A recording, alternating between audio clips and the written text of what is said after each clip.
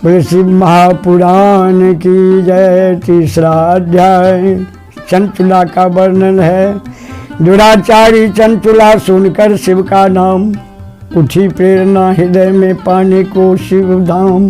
फिर सौनक जी ने सूत जी से कहा, हे प्रभु आप बुद्धिमान हो, भाग्यशाली एवं सर्वज्ञ हो। आपकी कृपा से मैं भी बार बार कृतार्थ है। इस इतिहास को सुनकर मेरा मन अत्यंत प्रसन्न हुआ है। आप कृपा कर प्रेम वर्धिनी व मोक्षदायिनी शंभु की कथा सुनाइए। सूत जी बोले, हे सौनक तुम परम शिव भक्त और ज्ञानी हो, इसलिए मैं तुम्हें उस गृहस्थ कथा को भी सुनाता हूँ। सुनो, समुद्र के निकट एक बाष्कल नाम का ग्राम था। वहाँ वैदिक धर्म को त्याग कर वहाँ पापी जन निवास किया करते थे। वे बड़े दुष्ट थे, जिनकी आत्मा दुर्विषयी थी, शस्त्रधारी, पर स्त्री भोगी, खल कपटी, खेती करने वाले थे। ज्ञान वैराग एवं सत्य धर्म को जानते ही न थे। उनकी स्त्रियां भी सबकी सब शिक्षाचारणी, कुटिला, पाप परायण, दुर्बुद्धि, व्यभिचारिणी थी। इस प्रकार दुर्जनों से पूर्ण उस वासकल ग्राम में बिंदुग नामी एक अधम ब्राह्मण भी था। वह दुरात्मा महापापी था, स्त्री होने पर भी कुमारगामी था। वह सुधर्मियों चंचुला नामक अपनी पत्नी को त्याग कर वेश्यागामी हो गया। इसी प्रकार उसे कुकर्म करते करते बहुत समय बीत गया। जब वह युवती हुई तो काम न सह सकने के कारण उसने भी अपना धर्म त्याग दिया और कुमार्गी भी हो गई। एक बार बिंदुग ने काम पीड़ित अपनी पत्नी को अन्य पुरुष से संगत करते देख लिया। तब वह क्रोध में भर उस पर वेग से दौड़ा। उसे आता देखकर वह पुरुष तो कपट करके वहां से भाग गया। तब उसने अपनी स्त्री को पकड़ लिया और उस दुष्चरिता को उसने खूब धूसे जमाए। जब वह अपने पति से पीटकर क्रोधित हो, वह दुराचारणी निर्भय होकर पति से बोली, तुम्हें अपना विचार नहीं, तुम भी तो नवयौवना पति सेवा परायण मुझ पत्नी को त्याग कर प्रतिदिन वेश्यागामी हो। पत्नी रूपवती हो, काम से व्याकुल हो, उसे पति का विहार प्राप्त न हो तो उसकी क्या गति होगी? उत्तर दो। मैं भी तो रूपवती न्योतना हूँ, मुझे तुम्हारा संग प्राप्त नहीं, भला मैं किस प्रकार काम का दुख सहन करूँ? सूत जी बोले, जब उस ब्राह्मण को पत्नी ने ऐसा कहा तो उस दुर्बुद्धि पापी ने पत्नी को कहा, तुमने सत्य कहा, तुम्हारा मन भी काम से व्याकुल है। कांते, अब तुम्हें जीत की बात कहता है। भय छोड़कर सुन, निर्भय होकर औरों के साथ विहार कर, पर उनसे धन भी तो ले, क्योंकि मैं वेश्यागामी हो गया हूँ और तू उनसे धन लेकर मुझे देती रह, जिससे तेरा मेरा दोनों का स्वार्थ बना रहेगा। सूत जी ने कहा। इस बात से पति से सुनकर वह चंचुला प्रसन्न हुई और पति की बात मान ली। अब तो ये दोनों प्रण करके कुकर्म में पड़ गए। इस प्रकार उन दोनों दुराचारियों को कुकर्म करते करते बहुत सा समय व्यतीत हो गया। कुंती वेश्यापति दुष्ट ब्राह्मण समय आने पर मर गया, पापों के कारण नरक में गया। उस मूर्ख ने बहुत काल पर्यंत नरक दुख भोगे। इसके अंत वह पापी विंध्याचल पर्वत पर भयंकर पिशाच हुआ। अब दुराचारी बिंदुग पति के मर जाने पर चंचुला चिरकाल पुत्रों के साथ घर में रह गई। अन्य पुरुषों के साथ उसका विहार वैसा रहा। समय की गति के कारण उसका यौवन बीतने लगा। एक बार देवयोग से पुण्य पर्व के आने पर वह नारी बंधुओं के साथ गोकर्ण क्षेत्र में आ गई। बंधुओं के प्रसंग से उसने भी किसी तीर्थ में स्नान किया, फिर बंधुओं के साथ इधर उधर भ्रमण करने लगी। किसी देवालय में पहुंचकर उसने देवज्ञ के मुख से शिव पुराण की पवित्र एवं शुभ कथा सुनी। कथा में उसने सुना जो स्त्री काम आसक्त होकर मरती है, नरक में यमदूत लोहे के परिधि तपाकर उसकी योनि में डालते हैं। इस प्रकार वैराग्य वर्धिनी कथा सुनकर भय से वह कांपती। जब कथा हो चुकी तो श्रोतागण भी चले गए। वह डरी हुई शिव भक्त कथा वाचक के पास गई और बोली, ब्राह्मण, मैं दुराचारणी हूँ, अपना धर्म खो बैठी हूँ, मेरा चरित्र पापमय है। मुझ मूर्खों के अपना यौवन व्यभिचार में कामासक्त होकर व्यतीत कर दिया है। आपकी वैराग्य रसदायक कथा सुनकर मुझे ज्ञान हुआ। दुराचार में पड़ी हुई स्वधर्म से पतित महानंदनीय मेरी क्या गति होगी, जो स्वप्न सुख के कारण जो कि स्वकार्य विनाशक है, इसे मैं न जानती हुई अति कष्टदायक घोर पाप करती रही हूँ। हे प्रभु, मैं क्या करूं, कहाँ जाऊं, किसकी शरण लूं? नरक के समुद्र में गिरती हुई मुझे कौन आकर बचाएगा? हे ब्राह्मण, आप ही मेरे गुरु पिता माता हो, मैं बहुत दीन हूँ, आपकी शरण में आई हूँ, कृपा करके मेरा उद्धार करो। सूत जी बोले। वह इस प्रकार दुखी होकर ब्राह्मण के चरणों में गिर गई। तब ब्राह्मण ने दया करके उसे उठाया और उसे धीरज बधाया। शांति रखो, धीरज रखो। तीसरा अध्याय संपूर्ण। चौथा अध्याय पर प्रारंभ। चंचुला का शिव पद प्राप्ति। अब उसी चंचुला को शिव का पद प्राप्त होता है। ब्राह्मण बोला, मुझे प्रसन्नता है कि तुझे समय पर ज्ञान प्राप्त हो गया। वह सदा शिव की कृपा है जो तूने शिव पुराण की वैराग्यदायक कथा सुनी। हे द्विज पत्नी, तू भय मत कर, शिव जी की कृपा से तेरे सब प्रकार के पाप नष्ट हो जाएंगे। मैं शिव कीर्ति संयुक्त परम वस्तु तुम्हें सुनाऊंगा, जिससे कि तुम्हारी सदा सुखदायक गति होगी। श्रेष्ठ कथा के श्रवण से तुम्हारी इस प्रकार की बुद्धि हुई है, विषयों में वैराग्य हुआ है, पश्चाताप से तुम्हारी मति शुद्ध हो गई है। इस शिव पुराण की कथा के श्रवण से जिस प्रकार चित्त शुद्ध हो जाता है, वैसा अन्य उपायों से नहीं।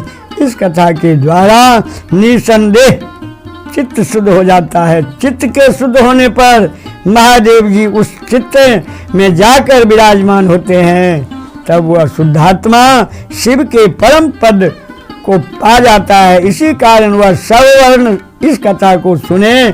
महादेव जी ने इसकी रचना की। बहुत से पापी इस कथा के श्रवण से शिव का ध्यान पाकर पश्चाताप करते हुए सिद्धि को प्राप्त हुए। इस सत कथा के श्रवण से सर्वत प्रकार के मंगल प्राप्त होते हैं। शिव कथा को हृदय में मनन करने से सर्वदा चित्त की शुद्धि हो जाती है। भक्ति विहीन माया के बंधन में पड़े हुए पुरुष को पशु जानना चाहिए। संसार बंधन से वह कभी मुक्त नहीं होता। इसलिए हे ब्राह्मणी, तू भी इस परम पावनी कथा को सुन, विषयों से मन हटा ले। भगवान शंकर की कथा के श्रवण से तेरी चित्त शुद्ध हो जाएगी, तब मुक्ति को प्राप्त होगी। यह मैं सत्य ही कह रहा हूँ। सूत जी बोले, यह सुनकर कृपालु वह सर्वश्रेष्ठ ब्राह्मण शिव ध्यान मग्न होकर मौन हो गए। बिंदुग पत्नी चंचुला सुनकर प्रसन्न हो गई। उसकी आंखों में आंसू झरने लगे। तब हाथ जोड़कर ब्राह्मण के चरणों में गिर पड़ी और बोली, महाराज, अब मैं कृतार्थ हुई। चरणों से उठकर परम शांति से गदगद वाणी द्वारा ब्राह्मण से वैराग्य युक्त वचन बोले, शिव सुहागिनी, आप धन्य हैं, परोपकार पारायण हैं, श्रेष्ठ जनों में वर्णीय हैं। हे साधो, मैं नरक रूपी समुद्र में गिर रही हूँ, मेरा उद्धार कीजिए। शिव पुराण की कथा अर्थयुक्त सुनकर मैं विषयों से विरक्त हो गई हूँ। अब मुझे इस पुराण के सुनने की बड़ी श्रद्धा है। सूत जी बोले, शिव पुराण सुनने की इच्छा से वह द्विजवर की सेवा में वहाँ रहने लगी। उनकी कृपा पाकर हाथ जोड़कर सदा उपस्थित रहती वहाँ शैव श्रेष्ठ ब्राह्मण शिव पुराण की उत्तम कथा सुनने लगी। भक्ति ज्ञान वैराग वर्धिका एवं मुक्तिदायिनी कथा को सुनकर वह कृतार्थ हुई और उसका चित्त शुद्ध हो गया। शिव की कृपा से शिव रूप का ध्यान उसने प्राप्त कर लिया। इस प्रकार सतगुरु आश्रय से शिव में सन्मति पाकर शंभु के चित्त आनंदमय स्वरूप का बार बार ध्यान करने लगी। वह नित्य ही तीर्थ जल में स्नान करती, जटा तथा बलकर धारण कर लिए थे, सारे अंगों पर भस्म रमाई रहती, रुद्राक्ष पहनती, वाणी का संयम एवं थोड़ा आहार करके गुरु उपदिष्ट मार्ग द्वारा शिव नाम का जपन करती हुई उसने शिव को संतुष्ट किया। इस प्रकार शंभु का ध्यान करते करते चंचल ने बहुत सा काल व्यतीत किया। समय के पूरा होने पर भक्ति ज्ञान वैराग्य से युक्त उसने बिना कष्ट के शरीर छोड़ा।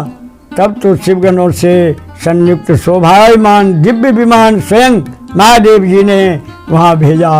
शिवगणों ने उसे झटपट विमान पर चढ़ा लिया और उसे शिवपुरी ले गए। तब भूषण पहने शिवपुरी में त्रिलोचन महादेव जी का जाकर दर्शन किया। वहाँ ब्रह्मा विष्णु आदि जिस शिव की सेवा कर रहे थे, जो शिव करोड़ों सूर्य के समान प्रभा वाले विराजमान थे, गणेश, भृंगी, नंदीश्वर, वीरभद्र आदि जिनकी उपासना कर रहे थे, वे महादेव नीलकंठ पंचमुख त्रिलोचन चंद्रशेखर रूप से दर्शन दे रहे हैं, जिनके वाम अंग में विद्युत के समान गौरी जी विराजमान थे। कर्पूर के समान गौर सर्व अलंकार विभूषित श्वेत भस्म रमाये श्वेत वस्त्रधारी गौरी शंकर का दर्शन करके वह चंचुला प्रसन्न होकर बार बार प्रणाम करने लगी। सदाशिव एवं पार्वती जी ने उस पर कृपा दृष्टि करके उसे अपने समीप बैठा लिया। पार्वती जी ने तो उस चंचुला को दिव्य रूप देखकर अपनी सखी बना लिया। वह परम सुखी हो गई। उस ज्योति स्वरूप सनातन लोक में उसने निवास प्राप्त किया और परम सुख प्राप्त किया। चौथा अध्याय संपूर्णम। 5वां अध्याय बिंदुगुल को मोक्ष प्राप्ति। अब इन्हीं के पति को मोक्ष प्राप्त हुआ। शौनक बोले, हे सूर्य जी आप धन्य हैं, आपने हमें 5वां अध्याय शुरू बिंदुगुल की मोक्ष प्राप्ति। शौनक बोले, हे सूर्य जी आप धन्य हैं, आपने हमें अद्भुत कथा सुनाई। अब कहिए चंचुला ने सदगति पाकर क्या किया और कहा उसने पति का क्या हुआ। सूत जी बोले, चंचुला एक बार पार्वती जी के पास जाकर और हाथ जोड़कर स्तुति करने लगी, हे पार्वती जी आप स्कंद माता हो, सब सुखों को देने वाली शक्ति रूपनी हो, तुम आद्य प्रकृति सूक्ष्मा चिदानंदा नंद रूपा सगुण ब्रह्मा आदि देवों से सेव्य हो, सृष्टि स्थित प्रलय कारिणी त्रिशूला हो, ब्रह्मा विष्णु महेशों की परम प्रतिष्ठा करने वाली हो। चंचुला इस प्रकार पार्वती जी की स्तुति कर प्रेमाश्रु बहाती हुई नतमस्तक होकर मौन हो गई। तब भक्तवत्सला शंकर प्रिया पार्वती जी ने प्रसन्न होकर चंचुला से कहा, हे सखी चंचुला मैं तुम्हारी स्तुति से प्रसन्न हूँ, तू वर मांग, तुम्हारे लिए तो कुछ भी अदय नहीं है। सूत जी बोले, तब मस्तक झुकाकर चंचुला ने कहा, मैं अपने पति की गति नहीं जानती, वह अब कहाँ है, मुझे उससे मुक्त करने की कृपा करे। हे दीन वत्सले महादेवी, वह महापापी मुझसे पहले बड़ा है, न जाने किस गति को प्राप्त है। यह सुनकर श्री पार्वती जी प्रसन्न होकर बोली, तेरा पति बिंदुगुल वैश्या भोगी महापापी मरकर नरक में गया है, अनेक वर्षों तक दुख भोग कर अब पाप शेष से वह पापी विंध्याचल पर पिशाच हुआ है, वह वहाँ वायु भोजी अनेकों क्लेश भोग रहा है। सूत जी बोले, इस प्रकार पार्वती के वचन सुनकर चंचला पति के दुख से बड़ी दुखी हुई।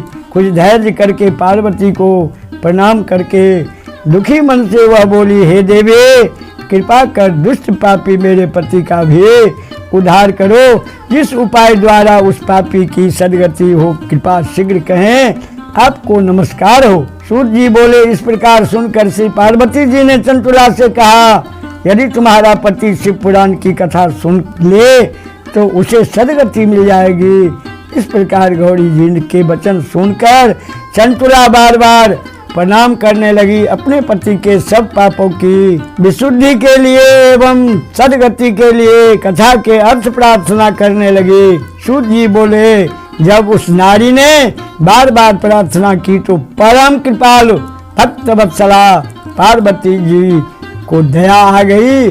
तब उन्होंने शिव कीर्ति को गायन करने वाले तुम्बरु गंधर्व को बुलाकर कहा, हे तुम्बरो, मेरा वचन मानकर इस स्त्री के साथ विंध्याचल शीघ्र जाओ, तुम्हारा कल्याण हो। वहाँ एक भयंकर पिशाच रहता है, उसका वृतांत आज से मैं तुमको सुनाती हूँ।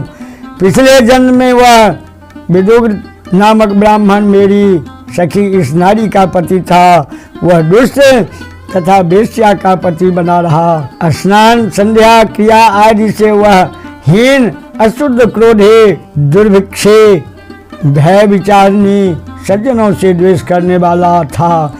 हिंसक, शस्त्रधारी, बाएं हाथ से खाने वाला, दोनों को दुख दाता, क्रूर, पराये घरों में आग लगाने वाला, चांडालों के साथ प्रेम करने वाला, वेश्यागामी, अपनी पत्नी को त्यागने वाला, दुष्ट संगी महापापी था। उसने वेश्या संग में पड़कर सत्कर्म नाश कर दिए। वित्त लोभ से अपनी पत्नी को भी जारनी बना लिया। आयु भर वह दुराचारी रहा। समय पाकर जब मरा तो यमपुर में उसे घोर नरक में डाला गया। उस पापी ने वहाँ घोर यातनाएं भोगी। अब वह विंध्याचल पर्वत पर पिशाच होकर पापों का फल भोग रहा है। तुम वहां जाओ, अत्यंत पूर्वक शिव पुराण की परम पुण्य पाप विनाशिनी दिव्य कथा उसके आगे कहो। शिव पुराण की कथा के द्वारा वह शुद्ध होकर प्रेत भाव को त्याग देगा। जब वह बिंदुर पिशाच की दुर्गति से छूट जाए तो मेरी आज्ञा से उसे विमान पर चढ़ाकर शिव जी के पास ले आना। सूत जी बोले, जब ऐसा पार्वती ने कहा तब चंगुला तुमरू के हैं साथ विमान पर चढ़कर विंध्याचल पर्वत पर पहुंची। वहां उसने बड़े शरीर वाले महानु वाले, हंसते अथवा रोते हुए, विकट आकार वाले, बहुत बोलते हुए एक पिशाच को देखा। उस भयंकर पिशाच को महाबली तुमरू गंधर्व ने बलपूर्वक पकड़कर पासों से बांध दिया। तब उसे शिव पुराण सुनाने के लिए महान उत्सव मनाया। उस उत्सव से यह प्रसिद्ध हो गया कि देवी की आज्ञा से पिशाच को तारने के लिए तुमरू गंधर्व विंध्याचल पर्वत पर शिव पुराण की कथा करेंगे। सब लोगों में महान कोलाहल हुआ। कथा सुनने के लिए देवर्षिगण वहाँ शीघ्र पहुँच गए। शिव पुराण सुनने के लिए वहाँ बड़ा समाज इकट्ठा हो गया। सब में कथा सुनने की लालसा थे। पापों से बंधे हुए पिशाच को वहाँ बिठाया गया। तब तुमरू हाथ में बीना लेकर शिव कथा कीर्तन करने लगा। पहली संहिता से लेकर 7वीं संहिता तक महात्मा के साथ उसने शिव पुराण की कथा सुनाई। सारे श्रोतागण 7 संहिता वाले संपूर्ण शिव पुराण को सुनकर कृतार्थ हो गए। वह पिशाच भी पुण्य रूप शिव पुराण को सुनकर सब पापों से मुक्त हो गया और पिशाच शरीर त्याग कर दिव्य रूप को प्राप्त हुआ। उसकी पत्नी को देखकर सारे देवर्षि विस्मित एवं आनंदित हुए और प्रसन्न होकर शंकर यश गाते गाते अपने अपने लोक में गए। बिंदुल भी विमान पर चढ़कर दिव्यात्मा अपनी पत्नी के साथ शोभायमान हुआ। श्री शंकर जी के गुण गाता तुमरू के साथ शंकर लोक में गया। श्री पार्वती जी के साथ शंकर भगवान ने उसका आदर किया और उसे अपना गण बना लिया और उसकी पत्नी को गौरी जी ने अपनी सखी बनाया। उस परमानंद ज्योत स्वरूप सनातन लोक में उसे अचल निवास प्राप्त हुआ। यह इतिहास पाप विनाशक पुण्यदायक निर्मल भक्तिवर्धक श्री महाशिव पुराण शिव संतुष्टि कारक है। जो इस शिव महापुराण को भक्ति पूर्वक सुनता एवं कीर्तन करता हुआ इस लोक में भोगों को भोग कर अंत में मुक्ति पाता है। सीताराम। 5वां अध्याय संपूर्णम। सांब सदा शिवाय नमः शिवाय। हरि ओम नमः। पार्वती पति हर हर महादेव।